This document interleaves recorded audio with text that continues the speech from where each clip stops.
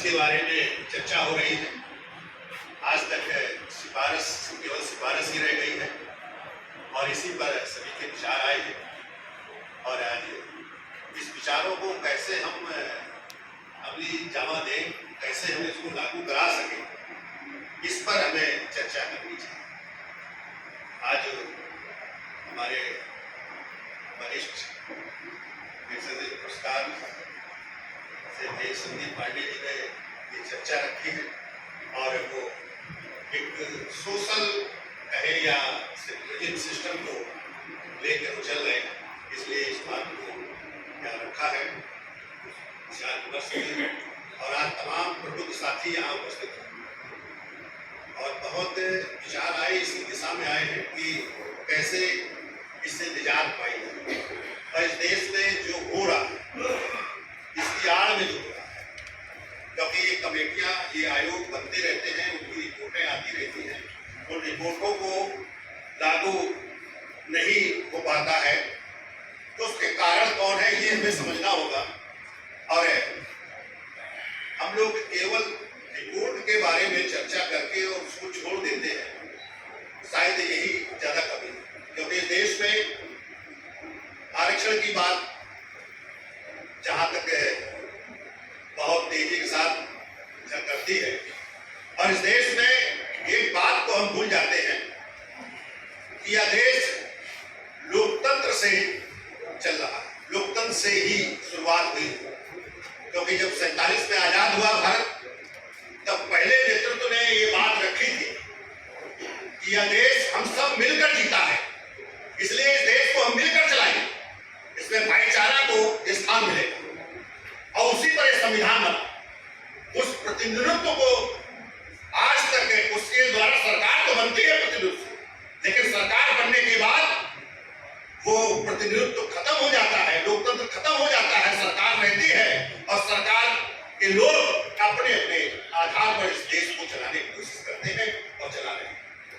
और हम जो वास्तविक चीज है, इस देश में प्रतिनिधित्व होना चाहिए हर स्तर पर। जिस दिन प्रतिनिधित्व अगर हो जाएगा, हमें अपने कार्य व्यवहार में प्रतिनिधित्व करा जाए तो फिर यह देश सेक्युलर हो जाएगा। फिर इस तरह की रिपोर्टें ये अधूरी नहीं है, ये रिपोर्टें अपने आप से लागू है। हम इस पर ख्याल करें कि कहां से हमारी कमी आ रही है।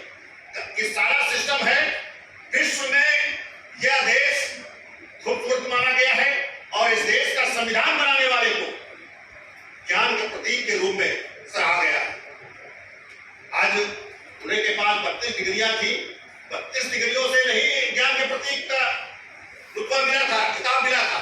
वो इस देश का संविधान बनाने का, जहां विकृत सामाजिक व्यवस्था थी, उसको कैसे भाईचारे में लाया, कैसे भारत को एकता अखंडता के स्वरूप को दिया। और इस देश के उस समय का पहले नेतृत्व ने ये सबके अंदर ये सपना था और सबने मिलकर के किया था। बाबा साहब के लिए नहीं किया, लेकिन बाबा साहब को उसका मौका मिला, बाबा साहब को वो अनुभव था, बाबा साहब की वो योग्यता थी, जिसके कारण उसको इस तरह से लो दिया कि यह देश एकता और अखंडता के साथ रहेगा। लेकिन आज उस स्वरूप के रहते हुए आज हम व्यवहारिक जीवन में, जो आम जीवन में हम उस प्रतिनिधित्व को नहीं ला पा रहे हैं, उसके कारण से यह देश बार बार विकसित होता है, बार बार लोगों में दूरियां बनती है, भाईचारा की कमी आती है। आज पूरे देश में एक माहौल बना कि इस देश में मुसलमान को अलग करके इस देश को चलाने की कोशिश की जा रही है। इस बात को ना तो मुसलमान समझ पा रहा है, ना इस देश का सेकुलर जो समाज है, क्योंकि सेकुलर में भी बहुत अंतर आ गए हैं। क्योंकि सेकुलर भी आज दलित भी अपने को दलित होने पर गर्व करता है, उसकी एकता की बात करता है। ये सबसे बड़ी कमजोरी है कि जो सबके साथ मिलकर इस ताकत बननी चाहिए, वो ताकत नहीं बन रही, इसलिए अधिकार सबके खंडित हो रहे हैं। अधिकार खंडित केवल दलित और पिछड़े माइनॉरिटीज के लिए नहीं हो रहे, सवर्ण समाज के भी खंडित है। आप पूरा इतिहास उठा के देख लीजिए, वो समय था जब बाबा साहब की शिक्षा हो रही थी, तब भी उसी तबके ने बाबा साहब को पढ़ने नहीं दे रहा था, काम नहीं करने दे रहा था, उस मुख्यधारा से बाहर कर रहा था, लेकिन उसी तबके ने उनको पढ़ाने की, उनको आगे बढ़ने की एक ताकत दी और उनका साथ दिया।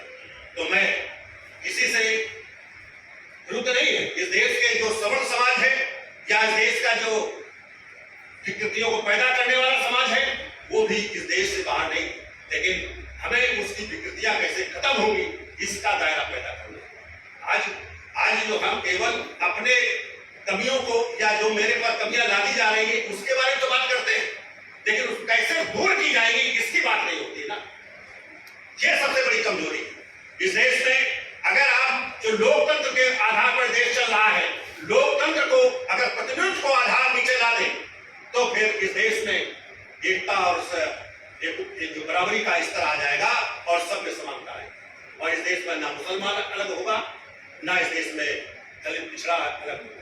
यह सब देश के हिस्सा है, देश के हिस्सेदार बनाना, इस पर काम होना चाहिए। ये काम हम केवल भाजपा को हटाने का या इस देश में जो पार्टी सरकार में रहती है उसने कुछ खामियां किया उसको केवल हटाने के लिए हम काम करते हैं।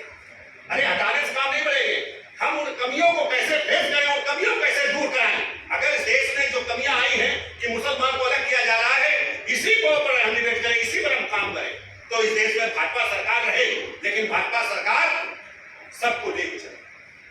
ये बात होनी चाहिए। भाजपा को केवल हराने का बात जब करोगे तो धड़े में बांट दिया जाएगा, धड़े में बढ़ जाएंगे और हम जिसको हरा रहे हैं वो जीत रहा है। क्योंकि आज यही हाल हुआ। आज जो दलित की बात होती है कि भाई हमारा साथ छोड़कर वो भाजपा के साथ क्यों गया, इसके बारे में कभी सोचा है? मैं पहले भी बात करता था कि दलित सपा को, अखिलेश को मुख्यमंत्री बनाने के लिए तैयार नहीं है। इस बात को बड़ी बड़ी मीटिंगों में कहा है और इस बात को लोगों ने नजरअंदाज किया। कारण साफ है कि उसने जो अपनी सरकार में जो उनके साथ भेदभाव किया था, दलितों को जो रिवर्ट कराया था, ये बहुत बड़ा उनके पास धक्का है। वो कहता है ये मुझे अछूत मानता है, ये सवर्णों से ज्यादा हमें अछूत मानता है, इसलिए जो है वो उसके साथ नहीं खड़ा। वो अपनी नुमाइंदगी वहां महसूस किया। ये मुसलमानों से कहा था कि आप पहले इससे बात करो ना अखिलेश से कि आप किसी साथ भेदभाव तो नहीं करोगे, तो ये बात नहीं। इसके कारण से दलित ये जरूर है कि वहां उसका कोई फायदा नहीं है, लेकिन वो इनसे वो उसका अच्छा से, क्योंकि वो मारता है, धीरे से मारता है, ये सीधे तलवार से मारता है, ये सीधे सीधे मारता है। जब गांव देहातों के अगर देख लो ना, तो अगर ज्यादा जुर्म कोई हो रहा है तो पिछड़े समाज के लोगों द्वारा दलितों पर जुर्म हो रहा है, आज भी हो रहा है, उसको कोई नहीं देख रहा। सवर्ण समाज करता है, वो उसके द्वारा कराता है, पिछड़ों को उकसाता है, उनके द्वारा कराता है, लेकिन सामने तो पिछड़ा आ रहा है। जो बलात्कार हो रहे हैं उसमें कौन ज्यादा है, इसके लिए हमें बात समझना होगा, नीचे स्तर पर जाना होगा। तो फिर आप जो समस्या पैदा हो रही है उसके लिए आप लोग इस देश में प्रतिनिधित्व की बात करो तो दलित का भी आपके साथ खड़ा होगा और पिछड़ा भी खड़ा होगा। बड़ा बैनर बनाओ, एक केवल अपनी अपनी के लिए पासवानना की लड़ाई लड़ोगे, दलित अपनी लड़ाई लड़ रहा है, पिछड़ा अपनी लड़ाई लड़ रहा है, तो फिर कैसे आप हो? और सवर्ण अपनी लड़ाई लड़ रहा है। आज सवर्ण भी भाजपा से खुश नहीं। आज सबसे ज्यादा अगर हत्याएं हुई है तो ब्राह्मणों की सरकार द्वारा शायद काउंटर कराए गए और आज भी हो रहे हैं।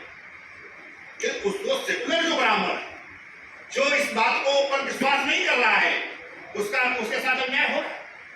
तो ये बातें सब समझना होगा। इन सब चीजों को हमें लेके समझ कर अगर वही चीज सबके साथ न्याय हो, इस बात को लेके चले, तो फिर ये सच्चर साहब की जो आयोग था ये भी सफल हो जाएगा। जितने आपकी लड़ाइयां सब सफल होगी। आज जो पिछड़ा समाज लड़ रहा है, जो आरक्षण की बात खत्म होनी चाहिए, बात होनी चाहिए प्रतिनिधित्व की। प्रतिनिधित्व का मतलब यह है हिस्सेदार, आरक्षण का मतलब है गुलाम। ये बात आप समझ लीजिएगा। आरक्षण जो है गुलामी का द्योतक है, इसलिए गुलामी आपको गुलाम ही बनाने की कोशिश किया जा रहा है। आप आरक्षण का शब्द का पहले अर्थ समझ लीजिए। दूसरी बात, प्रतिनिधित्व जब होगा तो हिस्सेदार होंगे, और प्रतिनिधित्व का मतलब ये नहीं है कि भाई जो योग्य नहीं है उसको हम वहां लाके बैठा देंगे। हम उसमें योग्यता और की बात करें और योग्य भी बनाने होंगे। योग बनाने जैसे एक स्तर चुन लो जहां लोग गरीबी के नीचे जा रहे हैं, वो स्तर चुनो ना। कि आज जो आपने एक बात उठाई थी, ये बात उठाई गई कि भाई इस देश में सबका साथ सबके विकास की बात वर्तमान जो प्रधानमंत्री है इन्होंने उठाई थी, शुरुआत किया था। तो अगर इसी बात को हम मान ले तो फिर सबका साथ सबका विकास होना चाहिए। विकास के लिए हम लोग लड़े ना, विकास के लिए कि भाई इस देश में या तो नौकरी मिले, नौकरी वो भी 1.5 मानक के तहत 15,000 रुपए आपने मानक बनाया है तो 15,000 रुपए की नौकरी उसको मिलनी चाहिए। नौकरी नहीं मिल सकती है, जो उसके आपने कहा ब्लैक मनी विदेशी बैंकों में जमा है, ये काला धन है, वो हम आएंगे तो 15-15 लाख रुपए देंगे, तो 15-15 लाख रुपए नहीं दे पाए। लेकिन हमारी बात तो होनी चाहिए कि भाई बिना ब्याज के 1 लाख से 15 लाख तक जितनी जिसको आवश्यकता है उसको बिना ब्याज के आप दे दो। हमें हमारी लड़ाई कुछ ऐसी सार्थक हो जिससे कि वो रोजगार कर सके। भाई पूंजीपतियों को आप अरबों रुपए देते हो, या तो भाग जा रहा है या उसको भगा दे रहे हो, लेकिन इसको अगर दोगे, अगर 1 लाख रुपया दिया वो अगर नहीं दे पाया तो इस देश का नुकसान तो नहीं हुआ, उस व्यक्ति का नुकसान हुआ, क्योंकि देश के अंदर वो 1 लाख खर्च हुआ और पूंजीपति तो भाग जा रहा है, ये तो भगा दे रहे हैं। तो ये बात सार्थक हमारी होनी चाहिए, इस पर सैद्धांतिक काम होना चाहिए। तो इस देश में अगर भाजपा इस देश के हिसाब से काम करेगी तो सरकार में रहेगी, नहीं सरकार में ही नहीं पहुंचेगी। कि हर नेता जो जाएगा वहां, जो चुना जाएगा, उसका प्रतिनिधि, उसका जो है मेंबर्स होंगे, सदस्य होंगे, क्योंकि जब उसी आधार पर काम होगा तो वही लोग तो चुनेंगे उसको, तभी वो जाएगा वहां। नहीं तो फिर वहां जब जाएगा तो फिर आपकी बात करेगा। आज तो आपकी बात नहीं करता है, क्योंकि पैसे के माध्यम से आता है, कहीं अपने बाहुबली के माध्यम से आता है, तो फिर इस हिसाब से जाता है तो उस पार्टी का गुलाम रहता है, वहां गुलाम रहता है। तो जो जो नेता है हम उसको दुहाई देते हैं कि ये इतने हैं, शेड्यूल कास्ट के बाद बार बार बात होती है कि इनके सबसे ज्यादा सांसद हैं और इस समय वो चाहे तो त्यागपत्र दे, अलग हट जाए तो इस सरकार गिर जाएगी। भैया वो तो पार्टी के हिसाब से जीत के गए, क्यों हटेंगे? आपके थोड़ी है नेता, पार्टी ने जिता के गए, तो फिर उसकी बात क्यों करते हो? आप अपनी बात करो ना। ये चीजें लागू होनी चाहिए। अभी हम सब लोग कह रहे हैं कि हमारे हिस्सेदारी नहीं हो रही। आज देश में मुसलमान का 35 से 40% जब आजाद हुआ भारत, तब इस देश में हिस्सेदारी थी, लेकिन आज 150-2% पर अगर आ गए हिस्सेदारी तो फिर ये किसकी कमी? आपने कभी हिस्सेदारी की बात नहीं उठाई, आपने केवल अपनी बात उठाई है कि अपने डर को खत्म करने के लिए आप डरते रहे कि नहीं भाजपा ना आवे, आज ये आ जाएगी तो ये हो जाएगा। आप ये नहीं कहा कि हम इस देश के हिस्सेदार हैं, हमारा हिस्सा मिलना चाहिए, हम हिस्सेदारी करेंगे। ठीक है, हम अगर ज्यादा योग्य नहीं तो हम IAS नहीं बन पाएंगे, PCS नहीं बन पाएंगे, लेकिन नीचे स्तर पर तो हमारा हिस्सा मिलना चाहिए। जहाँ पढ़ाई का कोई महत्व नहीं है वहां तो हिस्सा क्यों नहीं ले रहे हो? वहां तो हिस्सा मिलना चाहिए। जब यहाँ हिस्सा मिल जाएगी, जब उसको खाने पढ़ने लिखने का सुविधा हो जाएगी तो IAS PCS में भी प्रतिनिधित्व दे देगा उसके। लेकिन आप उसको एक आधार तो बनाए, कहीं से शुरू तो करें। हम तो कहीं शुरू नहीं कर रहे, खाली चिल्ला रहे। वो मार रहा है तो हम कह रहे कि ये मार गया, यही बात हम कहते रहते हैं और इसी के बारे में हम बोलते रहते हैं हर जगह पर। आज हम तमाम महापुरुषों की या तमाम इस देश में इस तरह क्राइम हो रहे हैं उनके बारे में बात करते हैं। अभी पत्रकार लोग जो है जेल गए नकल वाले में, उसके आंदोलन चल रहे, लेकिन हम कभी अपनी ताकत नहीं बचे। महिलाओं का जो है इतना बड़ा हुआ पूरे देश CA NRC के बारे में, मैं उस बारे में चूंकि उसमें जुड़े था उस आंदोलन से, तो हमने ये बार बार बात कही कि अगर ये असंगठित रूप से जो इतना बड़ा हो रहा है इसको संगठित कर दो तो इस देश में हर समस्या का समाधान हो जाएगा। केवल CA NRC की समस्या नहीं सॉल्व होगी, इस देश में तमाम समस्याएं सॉल्व हो जाएंगी, केवल संगठित हो जाए। किसान आंदोलन हुआ, मेरी माननीय राकेश टिकैत जी से बात हुई फोन पर, उन्होंने कहा मैं लखनऊ आ रहा हूँ, मैं आपसे बात करूंगा, मैं नंबर सेव कर लिया है, लेकिन फिर यहाँ आए तो बड़े कार्यक्रम में फंस गए, नहीं बात किया। तो उनसे मैंने कहा कि अगर आप मजदूर किसान और भूमिहीन किसान को आप उससे तवज्जो दे दें, उनको जोड़ लें, इस देश में कैसे उनको कल्याण होगा, कैसे उनको भागीदारी मिलेगी, तो फिर ये आपका किसान आंदोलन सफल हो जाएगा। पूरे देश में ये आंदोलन सफल होगा और इस देश में सरकार आपके द्वारा होगी। लेकिन अगर इसको नहीं जोड़ोगे तो आप फेल हो जाओगे, फेल हो गए। नहीं, ये सारे आंदोलनों की बात है। जो आंदोलन चलता है वो एक मुहिम पर चलता है, वो दूसरे को नजरअंदाज करता है। आज हम लोग जो आंदोलन चला रहे हैं तो हम केवल जिस बात को समझ गए उसी बात को ले, उस पर चर्चा नहीं करते। जैसे आज पूरे देश में हम भागीदारी की बात कर रहा हूं, अगर भागीदारी के साथ सब लोग खड़े हो जाए तो ये व्यापार आपके हाथ में होगा, ये व्यापार दूसरा नहीं करेगा। क्योंकि जो सदस्य बनेगा तो जो दुकान आपकी होगी, जो दुकान आप जो व्यापार कर रहे हैं वो भी तो सदस्य होंगे, तो उन्हीं के पास जाएगा तो एक भाईचारा कायम होगा। जब भाईचारा कायम होगा तो आपको हर स्तर पर आप भागीदारी लेंगे। आप केवल दुकानें की बात नहीं होगी, फिर आप जो है शिक्षा की बात होगी, जब आपकी संख्या होगी तो उसी हिसाब से काम होंगे ना, कि आप जो है अगर किसी के प्रॉब्लम्स आ गई, कोई घटना हो गई, आपने कहा भाई जो आप सहयोग करते हो तो एक साथ सहयोग करो, तो अगर एक एक रुपया दो दो रुपया करके सहयोग करेगा तो उसका काम हो जाए। लेकिन ये संगठन अगर संगठित हो जाओगे तो हर समस्या का समाधान कर सकते हो। लेकिन इस बात में अभी तक हम लोग सोच ही नहीं पाए। हम लोग केवल अपने अपना कोई अगर मुद्दा लिए है और कोई अगर पार्टी बनाए हैं तो उसी के हम कर रहे हैं, कोई संगठन चला रहे हैं, तो कोई अगर मुद्दा आ गया कि नहीं हम अल्पसंख्यक के लिए लड़ रहे हैं या माइनॉरिटीज के लिए लड़ रहे हैं या दलित के लिए लड़ रहे हैं, तो दलितों के कैसे समस्या उठाते हैं। इस देश में जब तक जनशक्ति नहीं होगी, जब तक सबकी समस्या का समाधान की बात नहीं करोगे, तब तक इस देश में किसी की समस्या का समाधान नहीं होगा। और कितनी भी कमेटियां बने, कितने भी आयोग बने, भाई रिहाई मंच का है, रिहाई मंच के साथ हम लोग रहे, और रिहाई मंच के साथ तो जिस तरह से सरकार करने जा रही थी, लेकिन इसके बाद संभाला गया, सब लोग मिलकर संभाला उसको, और रिहाई मंच बचा। लेकिन रिहाई मंच की समस्या का समाधान नहीं हुआ। आयोग की रिपोर्ट आई, सब कुछ हुआ, लेकिन उसका कोई समाधान नहीं हो पाया, क्योंकि जबकि वो सरकार मुसलमानों के पक्ष में थी। तो कहते तो यही है, उसी आधार पर वो सरकार में जाते, लेकिन उन्होंने तो उसको नहीं लागू किया। तो इस देश में जो आपके साथ खड़ा है वो केवल आपके वोट के लिए खड़ा है, इस देश में राज करने के लिए, हुकूमत चलाने के लिए, लेकिन आपकी समस्याओं के लिए वो नहीं काम कर रहा है, न करेगा। क्योंकि आप जब तक अपनी समस्याओं के लिए खुद नहीं खड़े होंगे, तब तक इस देश की सरकारें कोई काम नहीं। अब आप जिस दिन खड़े हो गए अपनी समस्याओं को हल के लिए, तो फिर समस्या होती है। जैसे हम तो बाबा साहब का चूंकि सीरियल देखता हूँ आजकल, तो उससे ज्यादा ताकत मिलती है, क्योंकि वो जब जो सवाल उनके खिलाफ थे, जब उनकी समस्या आती थी तो वो खड़े होते थे बाबा साहब, और इसके बाद वो सबल उन्हीं के साथ आ गए और उन समस्याओं का समाधान हुआ। और बाबा साहब इस ऊंचाई तक पहुंचे तो केवल इसीलिए गए कि वो समस्याओं के खिलाफ थे, वो किसी व्यक्ति और उसके खिलाफ नहीं थे। जो उनके साथ बुरा किया वो भी ठीक है, जो उनके साथ था वो भी ठीक, लेकिन वो केवल समस्या के खिलाफ थे, जिससे कैसे समस्या का समाधान।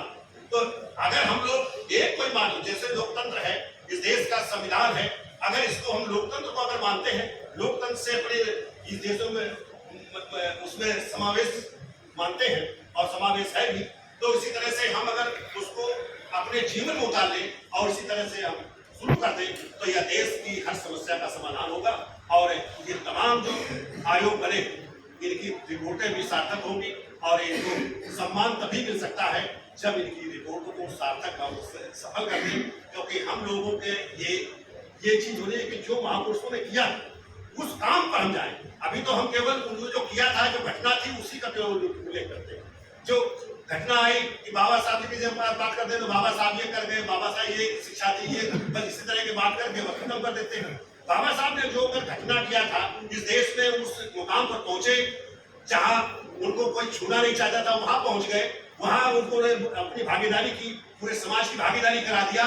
तो फिर उस काम को हमें करना होगा कि बाबा साहब क्या किया था। बाबा साहब तो सबके साथ खड़े थे ना, किसी एक के साथ नहीं खड़े थे। तो उसी तरीके सच्चा साहब ने इस रिपोर्ट को अगर लागू कराने में पहल किया, तो इस रिपोर्ट लागू क्यों नहीं हो पा रही है, इसको भी हमें नजर में लाना होगा। इस रिपोर्ट को कैसे लागू कराया जाए, तो हमें जनशक्ति की जरूरत है। जब तक हमारी जनशक्ति नहीं बनेगी, जब तक ताकत नहीं बनेगी, जब तक हमें उस सिस्टम में शामिल नहीं होंगे, चाहे हमारी विचारधारा वहां शामिल हो उस सरकार में या हम खुद शामिल हो, तब तक इस रिपोर्ट को अधूरा ही माना जाएगा। इसलिए मैं आपसे इसे उम्मीद करता हूँ। जय हिंद।